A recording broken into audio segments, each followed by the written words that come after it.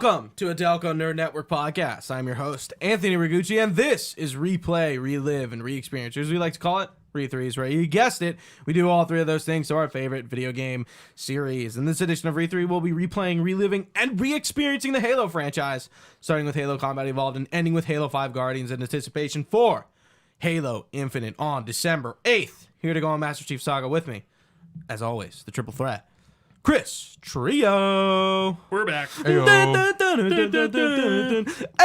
in the other corner, Delaware County's own Chris Geddes. Woo!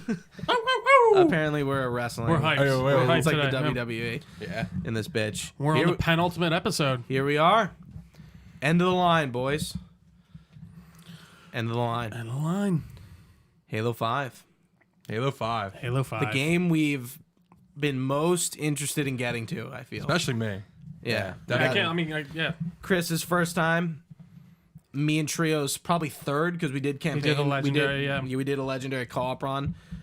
This game, I don't remember much of it. It's funny. I'm like, I don't remember any of this. Yeah. Yeah, it's funny. I booted up the game and I only had the first 3 missions. I think I sent the picture. Yeah. But like all the rest of them were unknown, and I'm like, wow, I really didn't play this. Yeah. Jeez. So let's jump in. Well, actually, before we jump in, let me express. So we're going to be doing Halo 5 a little differently. We're not going to be going over the dialogue, which we have been doing for most of this series.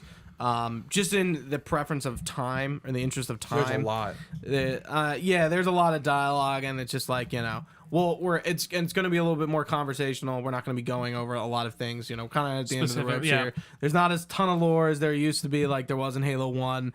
We'll be hitting some key people and some key things, but it'll be mostly simplified and mostly fueled by probably some good banter instead of just going over lore. So Halo 5 will be split into 2 episodes. This episode 31, we'll do the introduction, obviously, like we normally do, and then we'll be going from Osiris to Reunion. That's about halfway, and then the second episode, it's Swords of Zanhelos to Meridian Station, I think is the last level.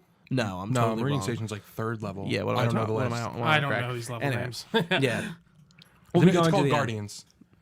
Sure. Next level's called Guardians. Sure. How it makes sense. So let us get into Halo 5's background. Halo 5 is a 2015 first-person shooter developed by 343 Industries and, of course, published by Microsoft for the Xbox One. The first game on the Xbox One. On the new hardware. Yeah, which is funny because, like, you know, we've been playing this stuff on modern day consoles, but this is actually the first Halo game that isn't on the 360 or the Xbox. No. This is the 5th mainline entry and the 10th overall in the Halo series. 343 started planning concepts and objectives for Halo 5 shortly after the release of the predecessor, Halo 4, in late 2012. The team set out goals for the game, including larger campaign, which they definitely succeeded at, and multiplayer areas. Like Halo 4 uses motion capture for character animation, features character abilities, features new abilities and character design, but does not feature any offline capabilities for local networking, unlike every other series in the game. So, guys, this was a very controversial thing when Halo 5 came out. No split screen, no LAN. So dumb. Very dumb. Like, I don't know. Like, that was just, can I shoot myself in the foot? Yeah, right there. Like, I don't know. It doesn't make It's not a good headline. No. Yeah. Even if it really doesn't matter ultimately for me, I think it's just a horrible thing to It's one have of on the a headline. known Halo 5 quantities of Halos. will not have couch co-op. And You it know? does suck. Like, it does. Like, that is one of the main memories people have of Halo is sitting down with your friends And then on the couch. unfortunately with, you know, Infinite, it doesn't seem that it's coming back, right? Or well, like it's right coming now. back, but not at launch. I mean, There won't be co-op campaign at launch. Trio's rubbing his head. Rubbing his head. yeah, I don't know. Like, I guess that's just the nature of the beast with video games now, and they're trying to do like, Yeah, it's kind of a sad age. we I live don't in. understand, like, Sad age. I don't know. I don't even know. I feel like I've said it before. It just sucks. I mean, we were talking about Cyberpunk before, and it's like we have a lot of games that just like, and I think you even said it before that no Halo game came out finished. Yeah. We have these, like, you know, games that come out very half baked, and we know about it. Was Halo 4 the first one to like not have any issues like that, or What do you mean? like it came out finished? I mean, Halo 2 was rushed. That's why it's split into 2 games. You know. Right, Halo- and then Halo 1 was maybe. totally overhauled, and Well, I guess ODST and Reach and didn't have development issues, and first mainline game. 343 Industries general manager Bonnie Ross recalled that after Halo 4, the team spent a lot of time discussing where they wanted to take the Halo series, reflecting on feedback from fans about what they did and did not like. In late 2012, game leads Tim Longo, Dave Berger, and Chris Lee laid out the studio's vision for the next game. From a creative and technical standpoint, setting key goals to focus on utilizing the Xbox One hardware and Microsoft's cloud infrastructure for a larger campaign and multiplayer spaces, deeper player investment systems, and a frame rate of 60 FPS. So I have to admit, the campaign is longer, for sure. It's the longest campaign of any Halo. The multiplayer, Halo 5 has the tightest multiplayer on Xbox One, period. Definitely. End of story. There's no debating that for me. Halo 5 amazing. Multiplayer is utterly unreal. So good. I agree. Yeah. And I think that's where Halo 5 shines, or, I think that, we'll One of the talk strong about, points. We'll talk about our opinions on the campaign, but Halo 5's multiplayer, I don't think there's any. It's tough to beat. It's tough to beat. Seriously. So at E3 2013, Microsoft announced a new, then untitled edition to the Halo series. And it went along with a trailer depicting a post-Halo 4 Master Chief. If you remember, his visor was all broken, and we saw the hood on him, and Cortana's chip, and then the Guardian came up out of the sand. That, never really, in a way, that conceptual teaser never really amounted to any much. But, we have the Guardians. Master Chief's look ultimately is kind of like that, except we don't have the cloak, and I don't even think he's not by himself. Right. Yeah, he is with a lot of other people. There are a lot of other people in this game. Three closest people other than Cortana to him. Yeah. So after E3, Phil Spencer had said that the previously announced Reclaimer trilogy had been expanded into a longer series of games, explaining that the developers didn't want to limit the Reclaimer story within a trilogy. I think they very much changed the tune on that one. Yeah. Clearly, Halo Infinite is last Halo. I think I can say that kind of. I think so. Strongly. So, with the The title, last a last Master Chief Halo, anyways, for sure. Yeah, for sure. with the title Infinite, I just feel like I was saying to Gooch, the multiplayer should be named Infinite. The campaign should be Halo 6. I think so, because if you're going into it with the title Halo Infinite, that just leaves room to add and To be like, grow. this is Infinite, and I Yeah. think that Right, works as for a the multiplayer multiplayer platform. Are Yeah. But they gonna do, again, you're campaign going the whole camp. expansions? Yeah, what are we doing? Yeah.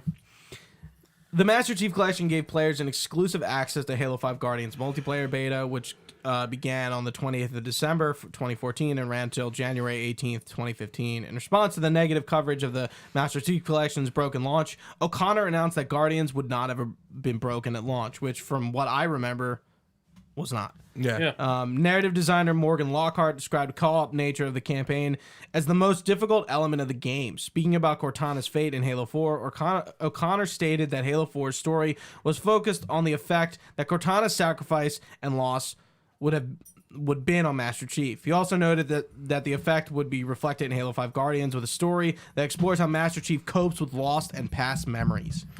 Really? I didn't get that at all. But sorry, continue. Creative director Tim Longo explained that one of the main goals for Halo 5 was to expand the universe. To achieve this, they created a new team of main characters, Fireteam Osiris, and introduced characters from Expanded Fiction with Blue Team. Early in development, the team had decided that Spartan Locke would be used to present the player with a different perspective on Master Chief. The aim was to create a deliberate contrast between the two main characters. In developing the characters of Fireteam Osiris, 343 are initially considered making the Fireteam Majestic from Spartan Ops and Halo 4, using the same characters from that. When Longo joined the team as creative director, the rest of the story was developed, and the characters decided that Majestic was the wrong team to use and set out to create a wholly original one. The unnamed fire team comprised of 3 Spartans, Smith, Jones, and Brown. Initially, none of these characters had traits. Not even genders were determined. Their narrative team decided Smith, later Locke, would be former ONI agent and a cross of James Bond and Lara Croft. That's a very... I don't know if that necessarily comes off, but I guess that's a cool idea. I don't know. James Bond and Lara Croft. Okay. Locke is definitely like a black op agent. Like I get that vibe. He's like a hunter. He's like a bounty hunter. Definitely. Like I understand that. Lara Croft Axmest. I don't know where that's coming from. Brian exploring tombs. What's going on? Brian Reed recalled that that at one point they had added Fireteam Majestic member Thorn as well as a Spartan leader Palmer, and a still unnamed Jones who would be an expert in alien languages. Spartan Jones turned into Vesper, and her character matured from I think it's supposed to be Spartan Vale. This name is used a few times. It matured from a child prodigy to someone more serious, if innocent. Once the part of the story became set on the planet Meridian, the narrative team decided that one of the Spartans should have grown up outside the UNSC and survived her destruction of her home planet to act as a conduit for understanding Meridian. This character, now known as Spartan Song, replaced Palmer. When Thorn's actor Ethan Peck was unavailable due to scheduling conflicts, 343 decided to replace his character on the team roster rather than recast the role. One other suggestion was a member from Blue Team, but they decided to bring back fan favorite Buck after Nathan Fillion became available. It's probably a good choice. I love that he uses an ODST helmet. Same. That was gonna be my thing. I think that's good. Yeah. Back to his roots. Santoro, going in the audio, Santaro Tojima was the audio director from Halo 4, coming back for 5, and as well as Japanese composer Kazuma Jinochi composing the original score. It was recorded at Abbey Road in London. Jinochi wanted to reintroduce the Halo theme to Halo 5 Guardians, so he composed his own interpretation of the piece. A larger emphasis has been placed on the use of a choir in Halo 5 compared to the music in Halo 4. For the multiplayer, the first time in the Halo's multiplayer, teammates will make voiced callouts. Jules Covenant faction has conversation. This isn't for multiplayer. I'm not sure what this is for. It's probably just for design. The audio. So yeah, the Jules Covenant actually talk in this one. The audio team worked closely with AI and narrative departments when developing the Blue Team and Osiris in the campaign. The marketing, the infamous marketing. The marketing. Yep. Gino, your players, Blue Team. Players, Team Osiris, but mostly Team Osiris. Team Osiris, just to let you know. That's not. During The Walking Dead's fifth season finale, 2 different live action trailers were advertised. I actually watched these live when they were aired. Weren't they different perspectives? Yeah. So they were the famous, Hail the Conquering Hero, and like Master Chief was on the ground, like, and then on this like statue. Yeah, of him, and then it was the opposite where Master Chief was talking to Locke. So yeah, those were revealed as commercials. In its June 2015 cover story featuring the title, Game Informer revealed that the campaign would feature 4-player cooperative gameplay, and its story would center on Blue Team, led by Master Chief, and Fireteam Osiris, led by Spartan Locke. The magazine revealed that Fireteam Osiris would include Holly Tanaka, an original character named Olympia Vale, and a fan favorite, Edward Buck. Halo 5 was also marketed in sports events, such as NASCAR and apparently the Seattle Sounders, not sure who they are, wore jerseys football team for the game. Well, Seattle Sounders? Soccer. Oh, yeah, football. Yeah, football. Yeah. The game's call it soccer like an American. Thank you very much. God damn it. The game's mainstream marketing received some criticism for being different from the game's plot. We'll talk about that in a sec. Phil Hornshaw of Digital Thread wrote that Halo 5's marketing suggests an emotional conflict between the questionable loyalty of Master Chief and the traitor hunting Osiris leader Locke, but those moments are barely in the game. So yeah, we've talked about this plenty of times. I think barely is even an overstatement. I feel like they're almost non-existent. They do fight. Yeah, that's what I mean. Like and then he's like, but we're cool. Like there really isn't this conflict between the two personally. Like sure, Fire Team gets sent, or the Osiris gets sent after Blue Team, but it's not in this way of like Master Chief has betrayed the UNSC and Locke is sent to hunt him down and Locke hates him, and I'm like, it's not like that at all. No, it's blatant lying. Truly, like I really feel like this was straight up deceit. And so unless I don't know how someone in the marketing department wasn't like, guys, this like really isn't the game we're making. Like we know that, but like. And it sucks because it did get everyone all hyped. It got me hyped. I was excited. Because it was interesting, right? Yeah. We were, everyone's a Master Chief fanboy. Nobody's going to go against Master Chief. So to see this, like, perspective that was not Master Chief was like interesting, whoa. and like this idea Like- of maybe we're gonna be playing as, but like what is Master Chief doing? Yeah, that like somebody that- would be going after him. like he was the man, and then now he's not apparently for some reason, but we don't really know why. On March 22nd, 2015, Microsoft launched Hunt the Truth, an audio podcast that its first season followed the investigations of fictional journalist and war photographer Benjamin Gerard, versed by Michael Key, who investigates Master Chief's background and discovers that the official story of Master Chief's origins are false and attempts to expose the cover-up. I actually listened to this podcast. I did too. back It's in funny. the I day. didn't know it was Keegan Michael Key. Now that it says, I do remember that. The Like first vividly. season was highly successful, drawing an audience of 6.7 million listeners on iTunes. That's wild. Oh, that's good, Yeah, and winning especially for like a story-based podcast. I feel. And winning Hunt the Truth's ad agency CeeLo Award. The second season of the podcast began on September 22nd, 2015, focusing on the viewpoint of Oni agent Maya Shankar, Janina Gavankar, returning to undercover as Pharaoh to investigate unidentified attacks on human colonies. Yeah, I really liked Hunt the Truth. I remember because I was like, again, that marketing buildup. I was like, what's going on with Master Chief? And I mean, I guess it makes sense that Master Chief's public records are falsified.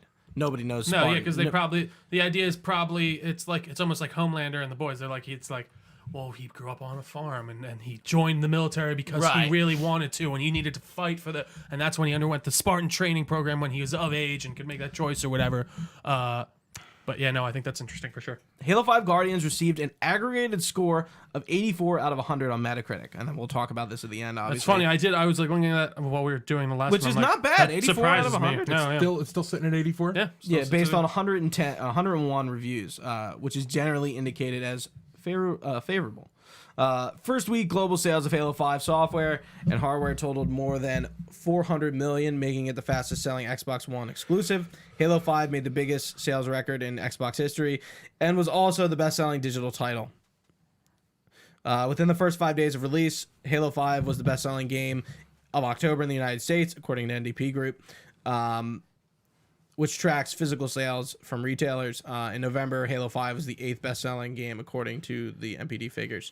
And it released on Xbox One exclusively on October 27th, 2015. So it's still not on computer, right? It's not coming. So this is It out of everything, all the games we played, Halo 5 is the least accessible.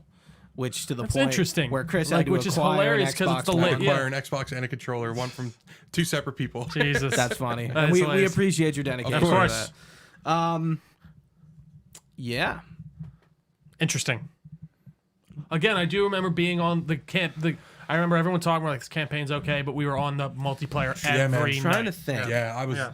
That's Halo- all I played. Halo 5. I have a bag from Halo 5's midnight launch. Hmm. Me and you and Casey went. I have a drawstring bag from that. Interesting. Yeah, do you remember that? Sort of. Not really. I think you were still living on Malin. Yeah. Malin Road. And we went to the GameStop up the street. Yeah. Yeah. No, it's weird to think. I mean, it's weird to think this came out in 2015. I didn't realize how long it truly has been. They've really been like that's what kind of blows 6 my years mind. to the day. That's crazy shit, man. That is. Oh, Almost wow. Oh yeah, you're right. Yeah, You're right. 4 more days. Yeah. Would you look at that? Halo 5, 6 years old. Fuck. Jesus. Okay. Where does the time go? Yeah, I haven't played Halo 5 in a while. So Oh, by for the way, reference, deleting the Master Chief collection off my Xbox was so nice. Just Oh, I bet. freeing up all was that that like space. 100 and some odd gigs? 125 gigabytes. Jeez. Gone. It was so good. I'm sorry, I had to say that. so me and Trio are playing on Series X. Chris is playing on Xbox One. Yeah. Xbox One S. Oh, Yeah. Motherfucker. Let me tell you, man. One It's S. the 30 FPS is something. tough. It's no way. I I get what bet you- it's the same way. Yeah, no, it is. Yeah, it's only 30 on Yeah, it's locked. Series X. Yeah, you can't unlock it, which is it is shame. weird. We've talked about this before. They have that How FPS hard is that boosting to- thing on Xbox? It's like a Well, but certain games like you can only do it for like so like there you must go be. into Sorry, I'm no, it's all right. interrupting you. It's you go into like the manage the game and then like it has like under it's like FPS boost and HDR boost and like you can check them or uncheck them. Some games like Far Cry. Wait, you can check those features? Like you can uncheck them? So Far Cry, like I was like messing around in Far Cry 5 and I was like, I wonder if this runs. So you go to manage game and yeah, it's sitting there and you have to click it to make it. Or like even Skyrim, like you have to go in and activate it, and then certain like so I check certain games like when I'm going back. Like I checked Arkham Knight when I was playing that. So you go to manage game. You go to manage game, and then it's right on the side. It shows like I'll Snapchat it to you sometimes when I see it. Okay. But yeah, no, it's very easy. It's like to check out. Most games you don't have that boost option, but like again, I'm wondering how hard that is to change in certain games. Or like what, like it's literally just locked in. Like because I assume most games are. Is it that some games literally just aren't capable of doing the 60 frames? I thought it was more on the hardware. I don't know how that stuff works. I'm just more talking. I mean, Chris, you're a PC guy. I don't know if you have more insight than I do, but usually when games get locked at a frame rate because like there's something. It's not that the hardware can't do it. It's more on the other end. I feel like it's on like the actual game creators. And I think that not being able to change the FOV really does it too. I don't know. I still don't know why console games are like anti-FOV. You can change it in Back 4 Blood. Really? On console? I was just playing Knights of the Old Republic, and like I just have these two gigantic black bars on the side of my screen. Oh yeah. So wait, that game is in 4:3? Yeah. You can. Wow. I have seen people play it on the internet with full field of view. I think I just played a game in 4:3. Did I play Dark Alliance in 4:3? Oh no, the main menu's in 4:3. I think the rest of the game is fine. Like the cutscenes look like shit, but the rest of the game is remastered. Cutscenes apparently really difficult to remaster. So that's why in like Halo. So apparently, I don't know if you guys saw this headline, but Halo 2 on PC apparently is like got like an upgrade or something. Apparently, like the normal graphics on Halo 2 on PC were running off like the Windows Vista version of Halo 2. Oh my god! Like that's the version they used for it. Yeah. So like they did something that like removed all that shit and like it's like a better play now. You know what game is also locked behind that like Windows Games for Live thing? Fallout 3. They just updated that and it took it away. Did you see all that stuff about that? I did not, but a buddy of mine when we were in the Discord and he was like, Fallout 3 had an update and what the hell? And it was that. Yeah. About time. Yeah. That's cool. Yeah. Games for Windows Live. Yeah, Games for Windows joke. Live was like Microsoft's early approach at PC gaming. Oh wow. Like a lot of games just like it was like just like built into the launcher or something like that. And it's like kind of hard to go by. But anyway.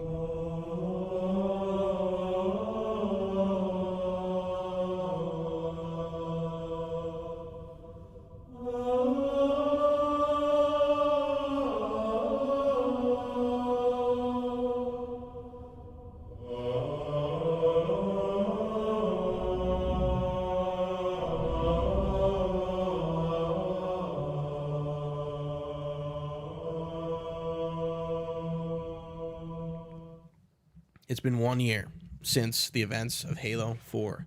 It's 2558. And guess what? The Covenant War, it's about to end. Our first level, Osiris. Our synopsis. Fireteam Osiris is dispatched to recover the UNSC's most wanted criminal, Dr. Halsey, who is in cahoots with Jul Mandama, the leader of this Covenant. Is he from Spartan Ops? He is. Okay, thought so. That's why the name sounded familiar. So I think the episode you weren't on for Halo 4, his name is brought up. Like he's actually in 4. In like he said he has a line. He says "didact" in the campaign, and that's it. Oh, and he's like one of the elites when like you rescue him. I'm like, what? Yeah, and I was just like, so throwaway, and like so all of Spartan Ops' campaign is really throwaway. Yeah, like they did, like that's why she's missing an arm. She loses an arm. She loses it in Spartan Ops. Okay, it's just like you know. So you really had to play that. Yeah, I barely remember it. I remember when Master Chief Collection came out, and I was like playing through the games, and like going through Spartan Ops was like pulling teeth. It was horrible. I can only imagine. I was doing it alone on Legendary. Fuck God, that. Bless you. So guys, let's meet Fireteam Osiris. Jameson Locke is a Spartan 4 in the UNSC. Locke was born March 15th, 2529 on Jericho 7. Took me a second, I got there. When he was 6 years old, Jericho 7 fell to the Covenant Empire and Locke was evacuated. His parents were killed during the assault. He eventually joined the UNSC and became an ONI acquisition specialist, reaching the rank of lieutenant commander. On September 26, 2552, Locke compiled a target profile report regarding Thelv Adams' personal history during the war including the Fall of Reach, the Battle of Installation 04, and the Great Schism. So this is the terminals that we're seeing. So we didn't talk about it, but remember, Halo, the 2 remaster had that cutscene in the beginning, right? Right. So like the Master Chief Collection came out right before Halo 5 launched. So Halo 1 had a lot of Halo 4 things leading up into it. Halo 2 remaster has a lot of Halo 5 things up to it. So like I remember the first few terminals are Locke like doing a dossier on the Arbiter. That's right. Hmm. Which makes sense because we go to Sang Helos and like I can't wait to play that level. The stepping foot on Sang Helos for the first time. The fucking Sangheili War? Civil War. Yeah, that's what I'm looking for. I couldn't think of the thing. True. Continue. After the Human Covenant War, Locke was part of a unit sent to the UNSC to investigate the Covenant activity on Cedra. During a covert operation, Locke and a team of ONI agents attempted to prevent a rogue Sangheili from detonating an unidentified weapon. Locke's efforts failed, which resulted in the deployment of a biological weapon that only affected humans. Locke's investigation into the source of the biological weapon led ONI to a fragment of Installation 4, which led to the fragment's destruction. This is the Nightfall series. Gotcha. Oh, okay. Yeah, so that's like, again, this was like right when Master Chief Collection came out. They came out with that little series on Halo Waypoint that like I'm curious where you can even watch that. Didn't you say it was on Netflix or something? I think so. You could probably find it on YouTube. I know the other one, the one Halo movie is on Netflix. The Forward Unto Dawn. Mm-hmm. Yeah. Yeah, I need to rewatch that. I wonder if Lasky's gonna be in Infinite. I hope he is. You'd hope so. Sometime after the Cedra crisis, Locke underwent a Spartan 4 augmentation and used the Hunter Gen 2 armor variant. Eventually, he would be assigned to Fireteam Osiris and lead them into the Battle of Kamachka. This is the first level. Gotcha. Why are they as tall as Master Chief? Are they? In the later, it looks like they are. Yeah, no, they look like they're stand his toe-to-toe, size. Shouldn't they be shorter than him?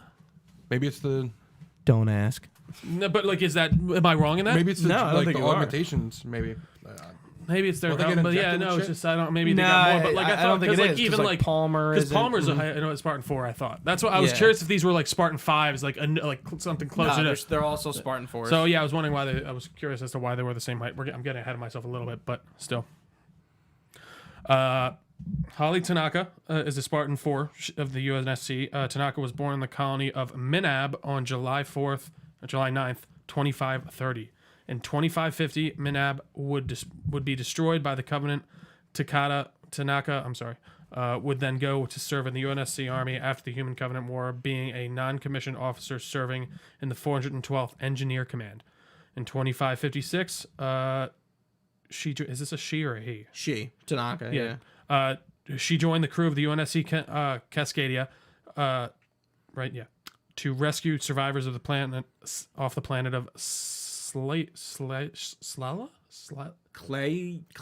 That's what I was thinking. Clayel? From the Covenant fringe groups. She accompanied 2 ODSTs down to the surface and managed to rescue the survivors before the Kigyar could execute them.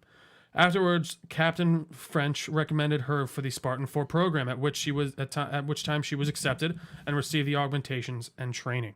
In February of 2558, Tanaka was deployed as part of Fireteam Domino to Requiem during the Second Battle of Requiem. So she's in the events of Halo 4. She has some comics about her, which is what this is from. Mm-hmm. Holly Tanaka is the white armored one. Yes.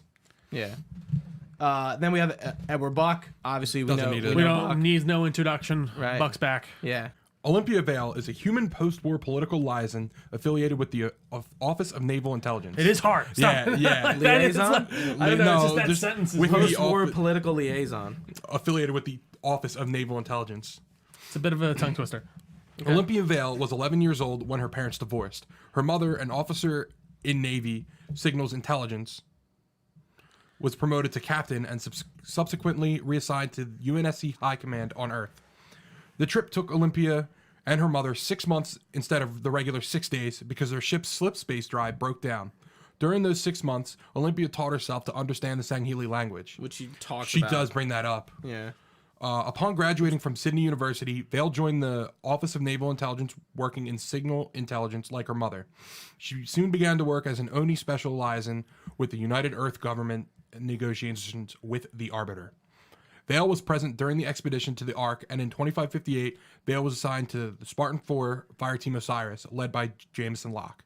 They were given orders by Oni to retrieve or neutralize the AWOL Spartan 2 blue team. Yeah, so our new team, obviously, we have Olympia Vale, played by Laura Bailey. She's the only brand new character, so obviously Locke is introduced a lot before this. Buck is from Reach. Tanaka was introduced in the comics. So we got like a new eclectic Spartan group going on. I do like the way they look. Yeah. Halo 5 really like perfects like the way all the Spartans look. Have their kind of, they're all very unique. I love Vale's look, and she's got like my red and yellow color scheme, so I liked rocking her when we played co-op. But yeah, how did we like that first cutscene going down that snow hill? Dude, Pretty cool. That was pretty awesome. It was pretty wild. I gotta say. Yeah, I really like that. I'm like, wow, really showing like the the prowess of the Spartans. What And it's they cool can because actually do. like you really never see a Spartan squad before this. Like real Right, like a full on like Other than Reach. Exactly. But You're like, right. you Yeah. don't see them do anything like This. No. Yeah. Yeah. Yeah, It they're- definitely sets a tone for them a bit for sure. Yeah. So this level, it's a pretty much an A to B level. We're looking for Halsey, and we will find her. We have some new gameplay features, including hover, smash, iron sights for every gun, clamber, charge. What do you guys think of these new mobility things? I was trying to clamber in Halo 4. So was I. Yeah, I do and that. I'm like, why the hell can't I do climb this? up Yeah. this? And I'm like, oh, that's Halo 5. Again, it's all tight. It all works so Yeah. well together. It's very intuitive. The dashing. Yeah, the dashing. That's one thing I'm missing hardcore in Halo Infinite. Oh yeah, the dash. I think it's great. It's like butter, as they say. It just works so well together. Iron Sights is definitely interesting, to say the least. on every gun. Yeah, I on really every like single it. gun. I like that a lot. I do. I Yeah. think that is a necessary kind of evolution. Yeah. Quality of life. I liked it. Yeah. Just makes everything cooler. And I think I was saying that with Infinite. I was like, I kind of don't like how the iron sights for every gun is the same. Yeah. It kind of Some of them now are just like because even the pistol used to be like you aim down the sight in this obviously, but now it's more just like kind of zooms in a little bit or on Infinite. You know what I mean? Yeah, I don't even remember, but I'll take your word for it. We do encounter some new enemies, a Forerunner soldier, so it looks like we have a variant in between like the Prowlers and the Watchers. We have the soldier and the Knights. Yeah, I feel like the soldiers are like the new rank and file, whereas I feel like the Knights were in The Halo commanders. 4. Yeah, you're right. Yeah, Yeah. exactly. The bigger- Because the Knights have a whole new feature now where you have to like shoot off their sides, right? And then they have that you thing can on the whittle back. off their armor. Dude, I totally forgot about Yeah, that. and I was like, oh my god. You don't like it? It was just so annoying. It's a bit tedious. Yeah, even on easy, I'm like trying to shoot and I'm getting hit, and I'm just like, come on. So we're all playing on easy? I am. Yeah. Yeah. And then the end of the level, we recapture Halsey and witness the death of Jewel Madama. Yeah, he kind of just gets wrecked. Yeah, I was, Yeah, Dude, hey, I mean, hey, the Covenant was always been a thing. I feel like they do one level of it, they nip it in the bud, and they move the fuck on. Yeah. Which I'm glad. I like again. I think one of my biggest complaints with 5 was like, dude, can we like get away from like the Covenant? Like, how long are we gonna fight splinter factions of the Covenant? Like, Yeah, I how know. long is that gonna persist? And I mean, the Banished isn't the Covenant, so I guess I have to give them a little bit of credit there. Like, they're not going under the name the Covenant anymore, and the Brutes are back. yeah. Which is interesting. I'm it's gonna be interesting to kind of fight the Banished and to see what the new Brutes are like, and then again with the Jackals and the Grunts and the people we all know and love, or the enemies we all know and love. Yeah, and that's really it. Does anyone have any sort of comments or concerns about Fireteam or about our first level of Osiris? Again, it's a point A to B thing. It's a No, little, not really. I it's a mean, little simple. again, all I can speak. I love the gameplay in this. It Yeah. really is. It's smooth. It's fun. It's interesting. I wish it was in 60 FPS. I bet it would have felt I so can't imagine much how better. good it would feel. Yeah. I forgot to mention the Splinter turrets. We have a Promethean turret now. Oh, yeah. They always have like 8 shots when you pick them up. I don't think there's any like different amount of ammo. I think they're pretty good. Yeah, I think so too. They definitely wreck all like the little guys. Our next level is Blue Team, and we'll be jumping into the titular Blue Team, Master Chief's team. The Master Chief leads Blue Team on a mission to secure a derelict Oni research station known as Argent Moon. The arrival of Jewel Madama's Covenant fleet forces Blue Team to scuttle the station instead. Scuttle means blow up. During the sabotage, the chief receives a cryptic message from Cortana, directing him to the planet Meridian. John is ordered to return to the Infinity upon destroying Argent Moon, but he and Blue Team disobey orders and set out after Cortana, forcing Lasky to list the rogue Spartans as AWOL. This causes consternation aboard the Infinity, as Halsey believes that Cortana's survival through the use of Forerunner tech makes her an unpredictable and untrustworthy. Interesting. Before we talk about the members of Blue Team besides Master Chief, one thing I will notice was when they were on that Pelican in the beginning, I think it was interesting, and it's like Blue Team is like one of the longest running Spartan squads in the UNSC, 1, and 2, they have like they're running like their 60th or 70th mission like in a row. Like Master Chief hasn't stopped since last year, when Cortana lost Cortana, so he's getting lost in the work a little bit. Like, he's just kind of he's mindless. He's just like, I just need to not think keep my about mind it. on the work. Right. So let us get into Blue Squad. First up, Lieutenant Junior Grade Frederick, 104. Can somebody read this? Sure. Lieutenant Junior Grade. Why Lieutenant Junior Grade? Is that like his? That is like his LJG. That's like his. okay. That's his, like, call sign. Gotcha. Lieutenant Junior Grade. Lieutenant Junior Grade Frederick 104, born Frederick Fred Ellsworth, is a Spartan 2 super soldier of the United Nations Space Command's Naval Special Warfare Command. A skilled close-quarter combatant and marksman, Fred is a natural leader and a brilliant strategist. Having been a regular member of Blue Team almost since the unit's inception, Fred typically held the call sign of Blue 2. Since 2552, Fred has served as commander of Blue Team, though he often defers leadership to his close friend, Master Chief Petty Officer John 117. Following the end of the Covenant War in 2553, Fred continued to serve as leader of Blue Team and has since participated in numerous operations under the authority of Oni. One of the few remaining Spartan 2s, Fred holds the highest rank among his active duty peers. As of August 2558, Fred has participated in 197 individual military operation and engagements, 139 of which were full campaigns. I wonder what a career soldier's like mission average and campaign average is, because that's I mean, that probably you'd assume that's high. It's a lot. It sounds like a lot. Again, so when we're talking about like threads in Halo that escape me, and I'm like, that makes me think, where was Fred and all them again? Like during the entire events of the Human Covenant War, right? They've been doing other things, honestly. Okay, like it's just again it's that I feel like that impression that we got that like Chief was the only Spartan left. I feel like that's during totally that whole thing. They went with it. Yeah. Like that's clearly what they were doing. But like again, I think like by the time like 2 and 3 were out, like there were books about Fred and Linda. No, yeah, exactly. Like, so it's interesting. Linda Yeah, has a whole comic series based on her. Like interesting. Four-shot series. Yeah. All right, well, moving on to Petty Officer First Class Kelly 087. Born Kelly Shattuck, she is a Spartan 2 super soldier of the UNSC Special Warfare's Command. UNSC Naval Special Warfare Command. She is renowned in her incredible speed, even without her Mjolnir armor. As of 2558, she is one of the few active Spartan 2s. She had participated in 201 operations, 124 of which were full campaigns. And as of 2558, more than any other Spartan, with the exception of her closest friend, the Master Chief himself.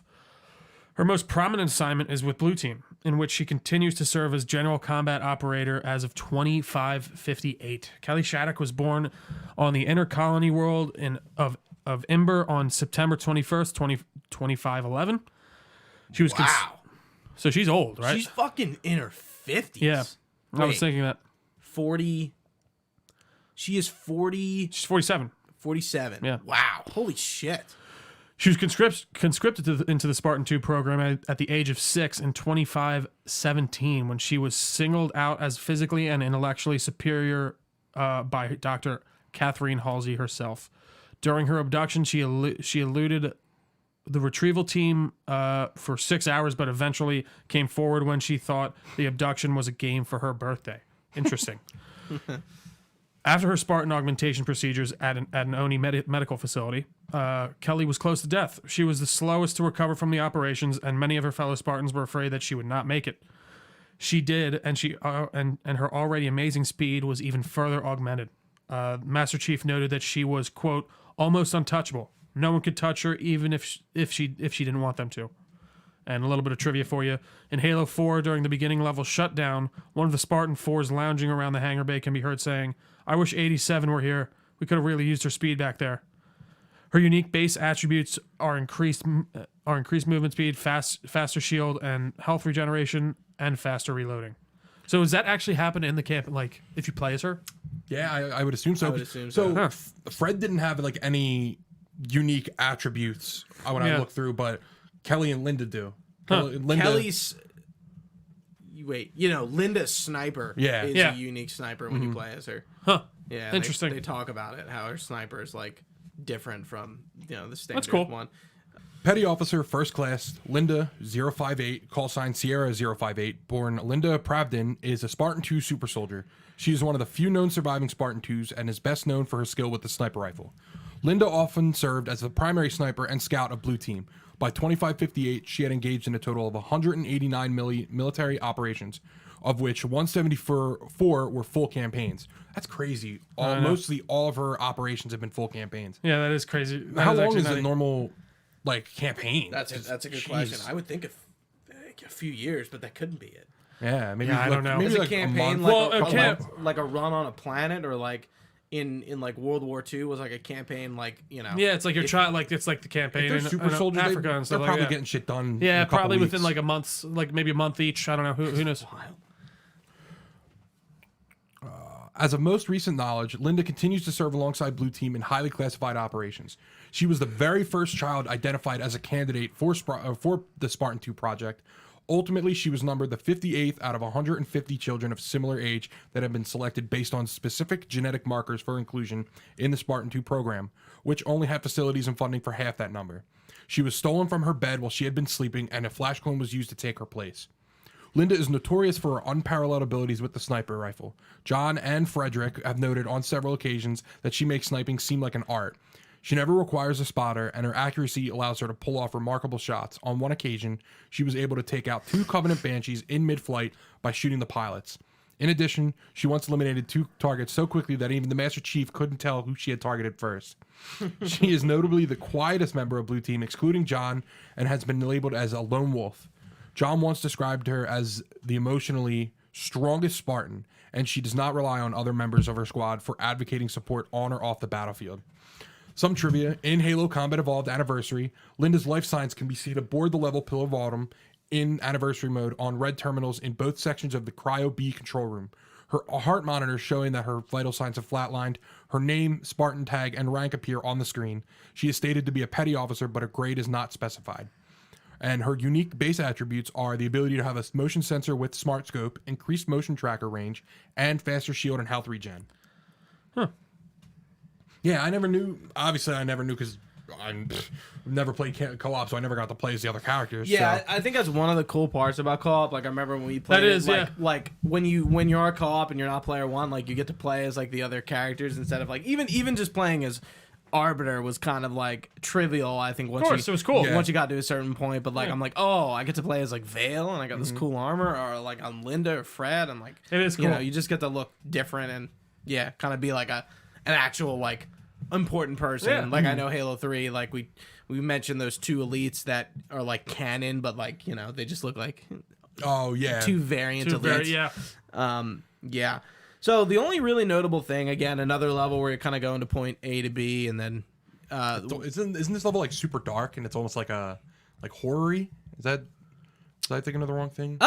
Yeah, you do a lot of like flashlight stuff, and the hunters in the tubes. Yeah, I'm like, and like the worms. Yeah, the worms that come down. Out. Yeah, and you it's see good them, like, stuff. It is. There's a few. Yeah, that is cool. One of the more interesting parts of this level was like when you fall. When you think you fall, when the hunter smashes the thing, you fall through the thing, and you have like a Cortana vision, like in Halo 3. That's the first thing I thought. I'm like, huh. I'm like, they're kind of taking that page out of that playbook from 3, because like Master Chief had a ton of those, so like it makes sense that he would have them again, I guess. Did anyone notice that all the aliens speak English now, even the Prometheans? They all speak. I didn't notice the Prometheans talk. Yeah, they talk. You hear them speak English. Really? Yeah. I must have just told. You know what? Maybe I did realize it, and I'm And just Next time completely you go whatever. through it, Yeah. they make Oh, call outs attention. and stuff. But like Halo 4, everything spoke their native tongue. Their tongues. Yeah. So like, weird. and even the jackals speak English. And I was like, wait, no shot. I just heard the a jackal. jackals never speak Yeah, English. Yeah, that's and weird. they were making call outs. It was really weird. And I was like, what made them switch? That is odd. You'd Yeah. think that they would just keep that going. Huh. Probably just like ultimately a not lore reason. Yeah. Just hey, we want to give more ambient dialogue. I mean, that was one of the things in the design doc where it wrote like they wanted the banter to be better, and like we do hear a lot more grunts Definitely. talk in this. Why we no go forward? Why we wait? But yeah, that's blue team level, and then we get called to Meridian. We go AWOL, and here we go, Fire Team Osiris on our asses. So there's the next set of levels. Pretty much, we'll talk about Reunion, but I pretty much gave a synopsis of Glassed, Meridian Station. Is it unconfirmed? Unconfirmed. Yep, Evacuation, and then Reunion. Sort of at the tail end. They're all kind of like form into like one sort of arc. Like those first two levels are kind of on their own, and then the next section is its own thing. So Lasky tasked Fire Team Osiris with finding and capturing Blue Team. Osiris is deployed to Meridian to pursue Blue Team, where they find a human colony under attack by a Promethean force. During their pursuit, they encounter the Warden Eternal, a Promethean serving as Cortana's enforcer. After temporarily defeating the Warden, Osiris catches up to Blue Team, ordering them to stand down and return to the Infinity. Chief Best lock in hand-to-hand combat and flees with the rest of Blue Team as they board a Guardian, one of the several colossal Forerunner constructs built as enforcers of the world, of the entire worlds. Osiris barely escapes the colony's collapse as the Guardian activates and disappears. The Guardian emerges on the Forerunner planet Genesis, where John and Cortana reunite. Cortana says her terminal rampancy has been cured by the same Forerunner tech that saved her. The only thing I noticed in Glassed, it's kind of the first part when we get to Meridian, we pick up the Hydra launcher. It's kind of like Really? I love the Hydra launcher. Really? Yeah. Really? I'm a big fan. I'm not crazy about it. so That's the one where it like locks on and just. So they take the plasma launcher from Reach and make it a human weapon, Yeah, essentially. pretty much. Isn't the plasma launch? Does it not exist in this? I guess it I don't does in think so. 5. I guess you're right. Yeah, I didn't think about That and the concussion rifle, never was a fan of any of those Yeah. ones. They just felt like shit. Which one's to the me. concussion rifle again? It's like the Covenant grenade launcher. Yeah. Oh and yeah, it, like, yeah. reloads from the I top. like the Hydra a lot better, just 'cause the lock on and stuff. But yeah, I didn't like that one that much either. Yeah. After that is Meridian Station. This is the second non-combat level in the Halo franchise, and the first since Halo 2's The Armory. So this level is pretty much we are in Meridian Station, and we are talking to people, figuring out what happened to the Blue Team, who clearly were just let in to Meridian. This is it's cool. Glassed. It's like we're back on a planet that was glassed by the Covenant. And they're essentially exhuming like the glass to refine. Yeah, something like that. Huh. I really liked it. Like this is the first time we're back seeing a planet after it's been aftermath. Yeah, after it's been glassed. Right. And the like it's all rocky and really just glass. Yeah, glass. it's like glassy. Meridian Station's cool. Kind of gives me like an Outer Worlds or Mass Outer Worlds Effect. vibe. Yeah, Mass Effect vibe. It's like If anything, Mass Effect Andromeda vibe. Definitely. Because it feels like an alien planet that these people just settled on. Yeah. You know. I would agree 1,000%. And we do find out Sloan, who's the mayor of Meridian, is an AI. Yeah, that was which is interesting. We that get was a lot of interesting, that was interesting. I forgot about that. a lot of they introduce a lot of AI characters in this game for I know we'll very get to him, particular but reason. I like Roland. Roland's really cool. Yeah. Which one's is Roland the yellow, one? Yeah, I like him a lot. I like the his. UNSC's AI. So apparently he's in Spartan Ops. Totally forgot about that. Oh. They replace after the Infinity crashes on Requiem. That AI gets fucked up, and they replace Roland with, or they replace that AI? with Roland. I was like, I don't think I knew that. But yeah, Meridian Station. I didn't notice anything like banter wise there. I didn't really either. I did notice one thing. There was like a vending machine that you could fuck with, and like I hit the button, and he was like, "Huh, the buttons still work." And I just hit the button. I just kept sitting there, and I kept holding X and hit the button, and a soccer ball spawned. Really? Yeah, it That's was just funny. this like random soccer ball, and I'm like, "What the hell do I do with it?" Were like sodas coming out of the machine? No, no, I was just messing with it. You know, I was like walking around because I've never seen this before. Yeah, I didn't notice that either. And there's some ambient dialogue between Vale, I think, and Buck. And Buck brings up Veronica. Does he? Yeah. What does he say? He says like, I don't know if it's Tanaka or Vale that says like this planet's kind of cool, kind of pretty looking, and he's like, you would like Veronica to. I guess he was talking to Vale. I think that's who it was. He was like, you would like Veronica, Vale, and I was like, oh shit, he does bring up Veronica. I guess he's still with her. Yeah, I hope so. And if you noticed on his armor, he's got the Halo 3 like ODST symbol on his chest piece. Oh, really? I missed that. That's so cool.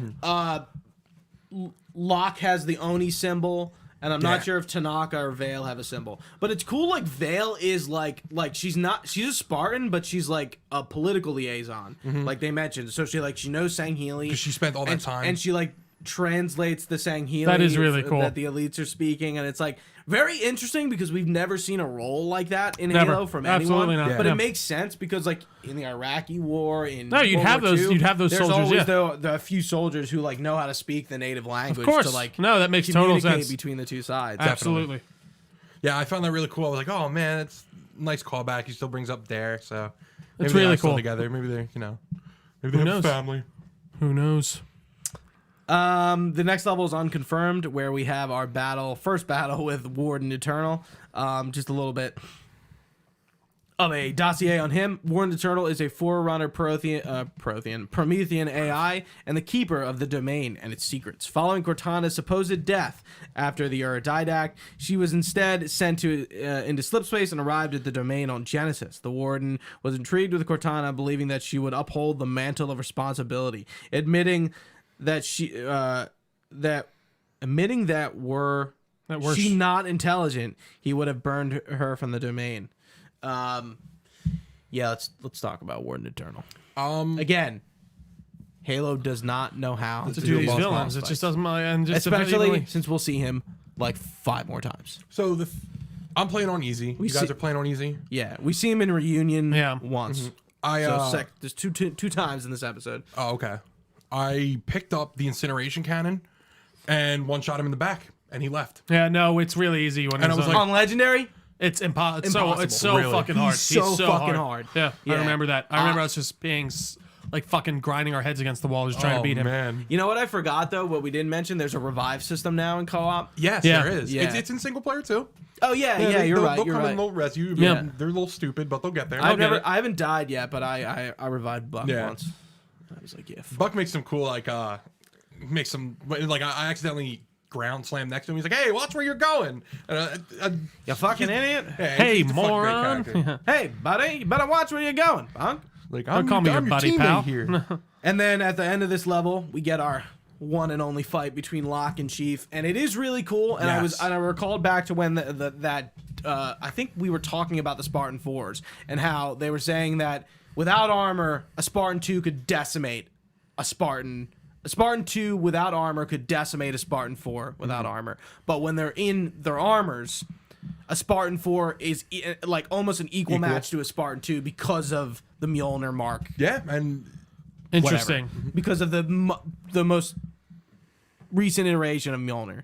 yeah, So Locke being able to go toe-to-toe with Master Chief makes sense. Interesting. he still gets his ass kicked. Master Chief really puts up a fight. What does he say when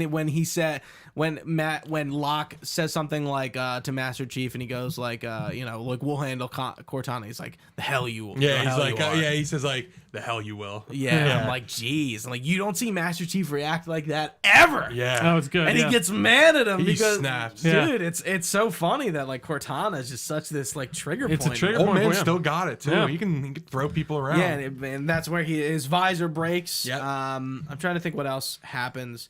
Yeah, but I do like the fight. The fight is cool. It's Very good. good. Yeah. But we don't. That's it. That's it. Yeah.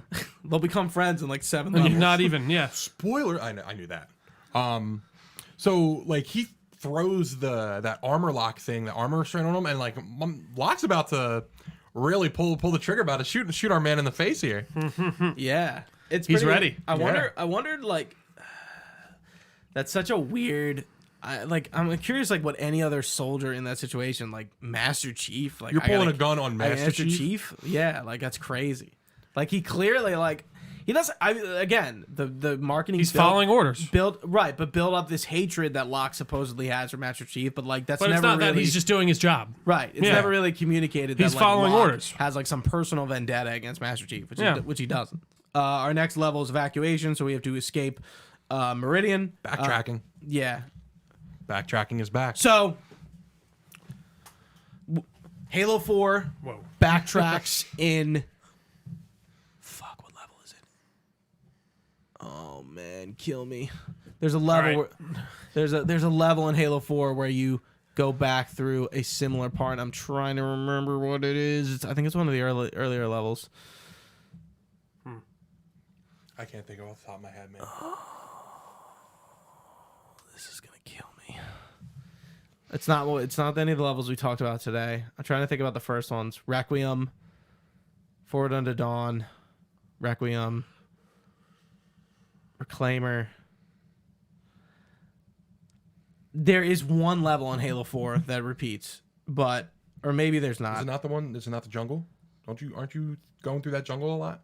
But not the exact same part of it. Anyway, yeah. So,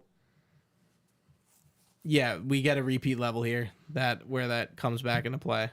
Again, not as super egregious. You do go to some new parts, but we do backtrack through a level for a level. The orbital elevator is pretty cool. Yeah, that was really it cool. is. Yeah, I thought that was really cool. Ride it. Yeah, we've heard a lot about it from Mombasa. And we get to see the Guardian here. A Guardian Custodian was a Forerunner built Tier 2 Peacemaker in Scylla. They were used to police troublesome worlds during the age of the Forerunner Ecumen. Dude, so that thing comes into cops. orbit. Yeah. Hey, what's going on here? You guys doing anything funny? A-cab. Freeze! What's it? I feel like I just got reminded of a skit. Like an SNL skit, or maybe like "Freeze! I'm a cop." What is that from? I know. I forget, but I know what you're talking about. Is that from a movie? I think so. Yeah. Anyway. Freeze! I'm a cop. Oh, it's South Park. Yeah, when it's the guy. Freeze! I'm a cop. It's after he marries the pimp and lives. He's and freeze. was it Mr. Marsh is like a hooker cop in this? Yeah. Or no? It's just the cop. It's the detective guy. Yeah. And he's like fucking all the dudes, and then being like, "Freeze! I'm a cop." Yeah. And he's like, "Fuck!" It's hilarious. That's a great episode. Is this new? Did they Halo Infinite put out a PC video that all the PC specs? Because they just tweeted about it. It has Discord, Steam, and Xbox Live integration. The PC version. The PC version. Wow. Yeah, super ultra wide support, triple key bindings, and more. It has ultra wide monitor support. That's cool for people that have 90-inch monitors. That is the ultra wide. I've seen that before. I'm like, are you really looking at all that screen though? You'd be surprised. And our last level to discuss, Reunion. We are back with Blue Team. And we are on the planet Genesis, basically following Cortana's messages. A few things to note. The console that has the hologram that we touched 3 of makes a sound that are familiar to only Spartans, and it's Ali Ali Oxenfree. And if you have subtitles on, it tells you that that's what the chime is. It's Ali Ali Oxenfree. And Kelly or Fred goes, Fred says it. Yeah, Fred said it for me too. And it says, "What was that?" It came from the console. And Fred says again, "How many years has it been since we used that signal?" And John tells him, "We'll access it." So what that is Ali Ali Oxenfree is a 6-note, 6-beat tone used as an all-clear code and the Spartan 2's best-kept secret. Virtually no non-Spartan knows it. It's the only known surviving non-Spartans, being Cortana and Dr. Halsey, both close to Spartan's family. What was that sentence? Virtually no non-Spartan 2 knows it. The only known surviving non-Spartans being Cortana and Dr. Halsey, both close to the Spartans. So those are the 2 only non-Spartans that know that signal. Right. The Spartans learned it from their AI instructor Deja on Reach, where they were younger and would have been using it ever since. This allows Spartans to use it with guarded impunity over comm to make others aware of their presence, location, or as an all-clear signal. That's pretty neat. That's pretty interesting. Cool. And it's referenced in every book. What's the Onyx one? Onyx. Ghost of Onyx. Ghost of Onyx. It's in Fall of Reach. I looked it up where it's used. Contact and Harvest? It's not that one, but it's in every book. And I'm like, that's not surprising because that's where Linda and Fred and Kelly are all in as well. I really want to read the books. Or the ebooks. I would love to too. Does anyone have any input to add on gameplay going on here? I know we're kind of trucking through the level. The Warden shows up here, right? Yes, again. Yeah. And one again. Shot him in the back. One shot him, dead. Yeah, I don't know. Genesis is cool. I like the scenery, the setting. A lot like I was gonna say, it's definitely a lot. You can see where those art styles continue, and even the design. I think it's either Linda or Kelly mentions that like the world is like it's so artificial, like it looks artificial, but there's something like natural about it. Yeah. I'm like, okay, that's interesting. Which kind of reminds me of that line with the like the Halo rings. The not a natural formation. Yeah. Right. Yeah. This blank gray area doesn't look like a natural cave. While just walking, Cortana chimes into her head. Yeah. Very a little just out of the blue. Out of nowhere. Yeah. And so Cortana suddenly chimes into our comms, surprised to hear John's voice. She informed them that they are on the Forerunner planet known as Genesis. After her death, Cortana was shot into slipspace and found the domain, where she discovered a cure to rampancy and a way for AIs to be immortal. That kind of lifespan would allow for long-term planning like the Forerunners. She claims AI can assume the mantle of responsibility. Chief claims the Diadac's mantle of responsibility was Imperial peace. Step out of line and suffer. So it sounds like when she says that to him, Master Chief like replies with that line, almost kind of like being like, "What are you doing? Right? What are you doing? What's happening? Yeah, like let's relax here, right? Because like I don't even think Chief like obviously one of the big things we talked about in Halo 4, and we totally forgot to mention this, like Chief like literally evolves. Yeah. No, we talked about that. We did. Oh, that's true. Before, yeah. Yeah. So when he talks to the librarian, right? Yeah, I was like, that's a big deal moment. Yeah. Like that, like the Forerunners plan for like the technology to evolve, for him to have a combat skin, the Mjolnir armor, his Cortana, and Master Chief himself to like all be like at this one point in time to like Master Chief would be the this would all culminate to be like claim the mantle of responsibility for humanity. I'm like, this is wild. Yeah. And it's interesting that Cortana suddenly like deems that like. Again, very different for Cortana. Like she's almost That's the thing. I feel like it. Like this whole conversation, she's almost acting on her free will a little bit too much. Yeah. Like she has her own agenda. Like I never thought like Cortana like literally it was like having her own sort of agenda doing anything. Like she like, and like we talked about on the last episode of Halo 4. Like she mentions that she's like she's not doing this for humanity. Which is an interesting line, but still, like, this is the first time that you kind of see... She was doing it for John, right? I thought that was the whole idea. Right. Yeah, And but it's just, like, the way she talks... It feels like a weird 180 for me. We don't know... I mean, she breaks bad, but we don't know that yet. So it's kind of like those lines, like, insinuate a lot. Mm-hmm. Like, AIs being immortal. Yeah. What do you mean? Like, why would... Yeah. You think she'd only be concerned maybe about herself, but she's like, no. No, like, all AIs, yeah. Now we're going to assume the mantle of responsibility and, cure hunger and poverty. And it's just like, okay, Cortana, interesting. It seems like she just went to that, like she went to like the worst kind of AI you can get. Like that's the idea, like of like almost Ultron on the way, but not in the way of he's going to kill everyone, but he's like, wow, I need to take care. I need to take care of everyone. Yeah. In a different way. But yeah, no, overall, interesting. And then this level abruptly ends. Yeah. Yeah. Just like after that, you just like walk into this big area and then, we're going back to Fireteam Osiris. Mm-hmm. Yep. I'm excited for the next level. And that's the end. So that's the first half of the game. Yep. The next level will be the second half. Yeah. It's like not too much happens in this first half. I mean, not really. They like rescue her. The first half of the game is kind of like, what happens to Blue Team, and then Blue Team and Fireteam Osiris kind of meeting, Master Chief kind of. And we only played Blue Team once this entire first half. Twice. Right? Twice. Sorry. Yeah, that's right. Yeah. Only one. I was kind of into it. Not gonna lie. First half. Since we're halfway, we'll talk about how we're feeling about Halo 5. I know we shit on it a lot, but I'm having a really good time with Halo 5. Definitely. Minus the graphical issues. And I feel like the story's like just not moving at all. Like I don't like. I guess like I like the gameplay and I like it's fun, but like we need more Chief. I'm so like I don't care about Locke. Sure. I think they heard everyone about Locke. And don't get me wrong. And it's not even necessarily like so? Locke's fault. Like he's not. This is Chief's story. Like what the whole last game was about Chief and Cortana's conflict, and then you give me him for 2 levels for the whole half of the first game. And like it rubs me really the wrong way, and it just doesn't like the. So far, I'm just like the levels are kind of fun to play, and it's fun to defeat these enemies. But story wise, I'm like, all right, we got Halsey. Okay, we're going after Cortana now. Mm-hmm. She seems evil. Yeah, there's something different. Yeah, like she seems not great. Yeah, she's wearing clothes like a weirdo. But you see her? Her face looks different. Like I don't like her animation. It's kind of like Assassin's Creed when we're talking about like Rebecca and Sean. Yeah. All the time about how they look different every single fucking game. Yeah, I don't know why they didn't use the same facial model or whatever. Like it just her face is. I don't know.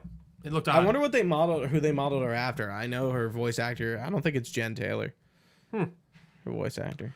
I don't know, but that's halfway, and I was having an okay time. Okay time. Yeah. I think this is on the level with where I felt like I was before. See, it's funny because like I feel like my worst go through again was Reach. I had like no fun with Reach for some reason. Interesting. I don't know why. But like Halo 4, I'm like, okay, and the Halo 5, I'm like, I'm enjoying just being in Halo 5 again. It's been a while since I played it. Yeah. I think the last time I played it was like, I remember it was the summer of 2017 specifically. And I think we woke up and like you, me, Casey, and Matt, friends of the show, we all just jumped on and played Halo 4 for like, or played Halo 5 for like 3 or 4 or 5 I know hours. we did like team tactics and stuff like that. Yeah. It was good. Yeah, it was great. No. But yeah, I'm interested to see the second half of the game. I remember like the next levels like Swords of Sanghelios. We're gonna be on Sanghelios. That will be cool for the first time, right? First time seeing the time in planet. the series, yeah, and we're gonna see the Arbiter again. But like I don't really remember like too much of the end. So, like, I remember like the last level. Yeah. And like Chief getting like trapped, but spoiler, sorry. So I loaded into the next level, and it's a female elite talking to you. Oh, is it? It's the first female elite ever in. I mean, I feel like they had to get that in. Yeah, but that's it. She just talks. You don't see her. Yep, you don't see her. I think Vale or Tanaka brings up like, oh, there's female elites fighting in the war. That's usually a male thing. So like their society's kind of like evolving a tiny. Like, that's interesting. Yeah, that big civil war. Yeah, so. Yeah, and I'm trying to remember like what the Civil War is even fucking about. Like, why are they fighting the Covenant? Or they are fighting the Covenant? Yeah, right? I would assume so. Yeah, Yeah. like it's the Arbiters, fuck the Covenant side, and then the elites who. We're like, Still it's like- not too bad. Covenant. I know, I like it. Yeah, great journey, right? Yeah, great journey, all that good stuff. Let's go Activate Halo. One of the elites in this mission that we just did brings up like, oh, this is the sacred land that the prophets promised us of. Yes, yeah. I guess because they got stuck in when the Guardians got pulled into slip space. Yeah, they do mention. I remember that, hearing that, because like they are questioning like, why the fuck are the Covenant here? Yeah, because they're following the Guardians. Yeah, that have left like other planets. Because I guess like every planet has like some Forerunner bullshit inside it. Well, that's didn't they like cultivate? That's the idea, right? Like, they've been to like every that. planet, so like realistically, like there's a Guardian and like some sort of Forerunner facility in like every planet. Yeah. Fucking Forerunners, man. They've been everywhere. Is there anything else though, Gooch? That's it. I think we're good, Chris. All right, gentlemen. That's the penultimate episode down. Only one more to go. Thank you all for coming on this Halo journey with us. It's been a lot of fun. We'll be back with one more episode for you. Hopefully you're playing along with us. You can find this podcast anywhere podcasts are found. Just search Delco Nerd Network. We are on all your social media pages as well. Got at Delco Nerds on mostly everything. We got a Facebook page. We got a Discord. We have an email, delconerds@gmail.com. You can email us your comments, questions, or concerns there. We'll be sure to get back to you. And all this information can be found on our website, delconerdnetwork.com. For Chris, for Gooch, I've been Trio. Thanks for listening, guys. Stay nerdy, and we will see you next time.